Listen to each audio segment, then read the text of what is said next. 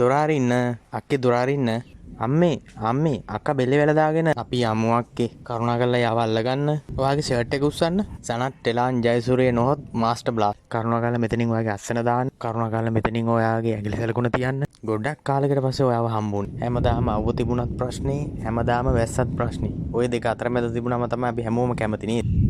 ඒත් මේ ලෝකේ අපිට ඕන විදියට රැඳිලා තියන්නේ නැහැ නේ කවදාවත්. අපිට ඕන නැති විදිහටමනේ තියෙන්නේ. මුලින් ඉඳලම පැහැදිලි කරනවා. වීඩියෝ එක ඉවර වෙනකම් වචනින් වචනේ සංවාද එක්ක ඉංග්‍රීසි කතා කරන විදිහ මම මුලින් ඉඳලම පැහැදිලි කරනවා. ඉතින් ඔයා මගේ channel එකට තාමත් අලුත් කෙනෙක් නම් පහළ තියෙන subscribe button එක click කරලා subscribe කරන්න.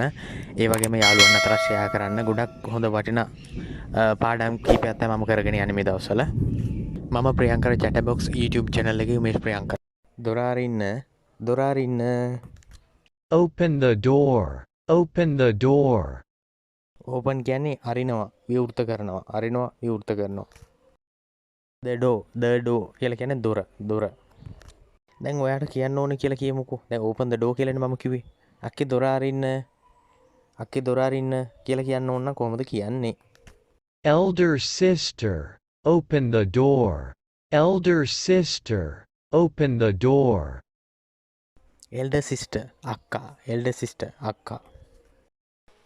අක්කා බෙල්ලේ වැල දාගෙන දැන් මිනිස්සු බනිනවා සුයිසයිඩ් කරගත්තා. ඒ කියන්නේ අපි කියමුකෝ අපි සියදිවි විනාශ ගන්නවා කියලා. බෙල්ල වැල දා ගන්නවා හරි මොනවාම හරි වස බොනවා හරි මොනවාම හරි හේතුව. නමුත් මිනිස්සු ඒ බොන බෙල්ල වැල දා ගන්න මිනිස්සුන්ට හෝ වස බොන මිනිස්සයාගේ හෝ මොකද්ද තිබුණ ප්‍රශ්න කියලා හොයලා බලන්නේ නේ මිනිස්සුන්ට බයිනවනේ. කරන්නේ මිනිස්සුන්ට බයින එක. නමුත් ලොකු ප්‍රශ්නයක් තියෙන්න පුළුවන්. මිනිස්සෙක් අසරණ වෙන අවස්ථා ඕන තරම් තියෙනවා. මිනිස්සු දැකලා hina වෙන අවස්ථා තියෙනවා. මිනිස්සුන්ට උදව් කරන්නේ නැහැ මිනිස්සු ගොඩක්. හැස් හං කියලා කියන්නේ මෙතන එල්ලිලා. දැන් මෙතන herself කියන එක දාලා තියෙන්නේ මොකද? එයාව එල්ලලා තියෙන්නේ වෙන කෙනෙක් නේ. එයා විසින්ම බෙල් ලණුවක් හදලා එයා විසින්ම තමයි ලණුව එල්ලිලා මේ එල්ලිලා ඉන්නේ එතන. Sister has hung herself. Sister has hung herself. අපි යමු අක්කේ. Let's go sister. Let's go sister. Let's go අපි යමු. Let's eat අපි කමු. Let's bring අපි ගේමු. Let's come අපි එමු. Let's play අපි සෙල්ලම් කරමු. Let's talk අපි කතා කරමු. දැන් ඔය මල ගෙදරක මැරුණ කෙනා ඉන්නවනේ. මැරුණ කෙනාගේ සහෝදර සහෝදරිය හරි අම්මා තාත්තා හරි කවුරු හම වේවා. ගොඩක් දුරට ආණ්ඩලා කරලා එහෙම දුක වැඩි නිසා එයාට තනියම නැගිටින්න අමාරුයි.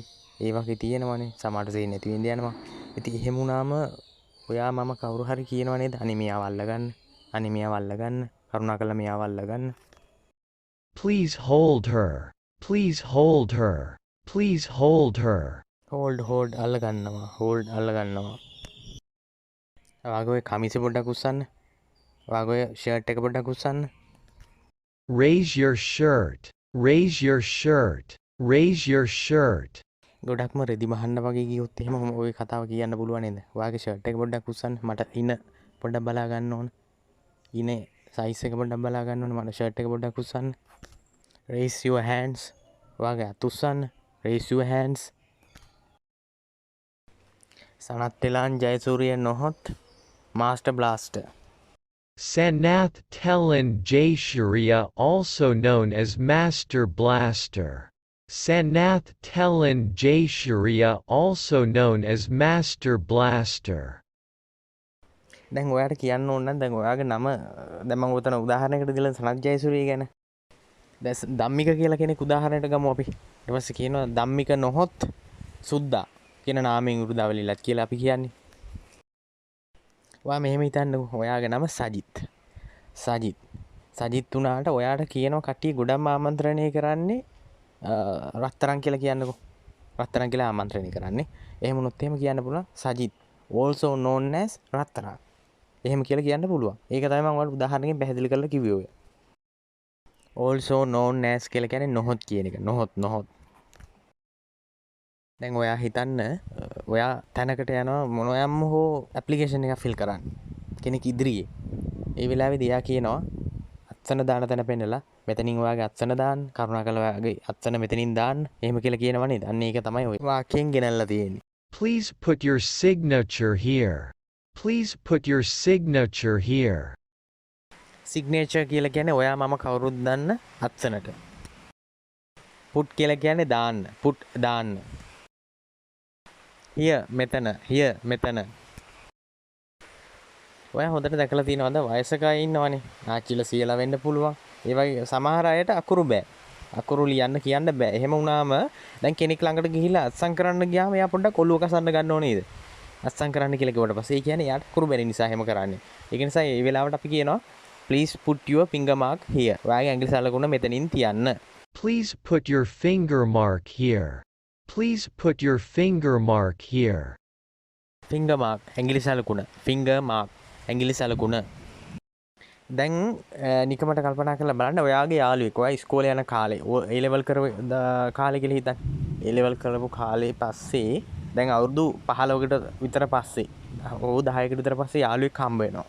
ඒ හම්බ වෙනකොට ඔයාට ඉස්සෙල්ලම කියනවනේ ගොඩක් කාලයකට පස්සේනේ ඔයාව දකින්නේ. after long time කියලා කියනවා. after long time බොහෝ කලක්. long time බොහෝ කලක්. ඔය වගේ ජීවිතයට අත්‍යවශ්‍ය නිතරම අත්‍යවශ්‍ය වෙන වැදගත් කරුණු කාරණා එක්ක ගෙවෙන මේ සංවාද ගොඩක්ම වටිනවා ඔයාට. මට කමෙන්ට් කරන ඔයාටත් වීඩියෝ එක ඉවර වෙනකම් බලපු ඔයාටත් බොහොම ස්තුතියි. නැවත වීඩියෝ එකකින් හමුවෙමු.